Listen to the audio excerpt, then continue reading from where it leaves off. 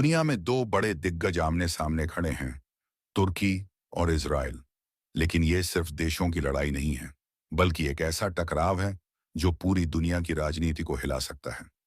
अगर आपको लगता है कि भू राजनीति यानी जियोपॉलिटिक्स सिर्फ नेताओं और सेना की बात है, तो आज का वीडियो आपकी सोच बदल देगा।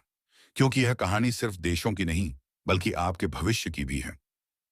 क्या तुर्की और इजराइल के बीच तनाव से तेल की कीमतें बढ़ेंगी?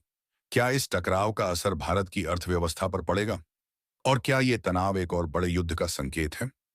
इस वीडियो को आखिर तक देखें, क्योंकि इसमें हम आपको सिर्फ खबर नहीं, बल्कि इस पूरे मुद्दे की सबसे बड़ी अंदरूनी बातें बताएंगे।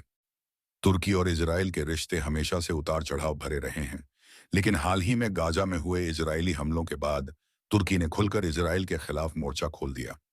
तुर्की के राष्ट्रपति एर्दोआन ने इजराइल को आतंकवादी राज्य कहा और नेतन्याहू सरकार पर युद्ध अपराध करने का आरोप लगाया।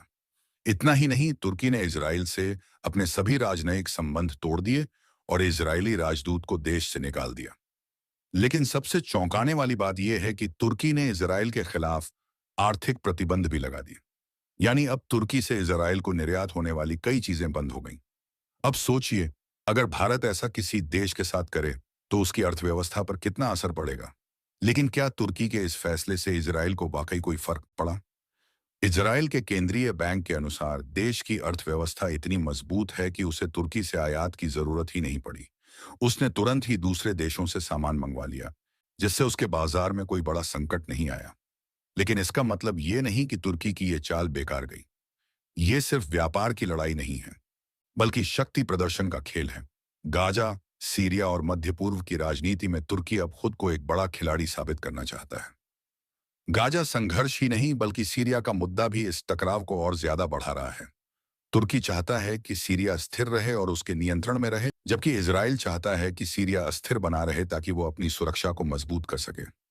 अब सोचिए, अगर तुर्की और इजराइल खुलकर एक दूसरे के खिलाफ सैन्य कार्रवाई करने लगें, तो इसका असर सिर्फ मध्य पूर्व तक सीमित नहीं रहेगा।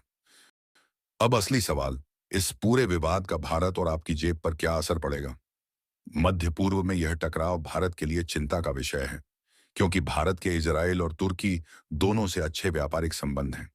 यदि यह संघर्ष बढ़ता है तो भारत को मिलने वाले कच्चे तेल और रक्षा उपकरणों की कीमतें बढ़ सकती हैं।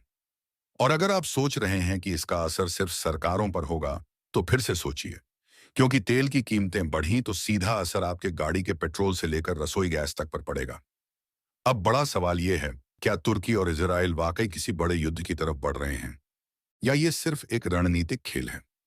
अगर आपको लगता है कि यह सिर्फ दो देशों की लड़ाई है, तो एक बार फिर सोचिए, क्योंकि इस टकराव के पीछे छिपे बड़े गेम को समझना जरूरी है। आपका क्या मानना है? क्या तुर्की और इजराइल के बीच युद्ध छिड़ सकता है, या फिर दोनों देश कूटनीति से इस समस्या का हल निकाल लेंगे? अपने विचार हमें कमेंट में बताइए। और अगर आपको यह वीडियो पसंद आया हो तो इसे लाइक शेयर जरूर करें।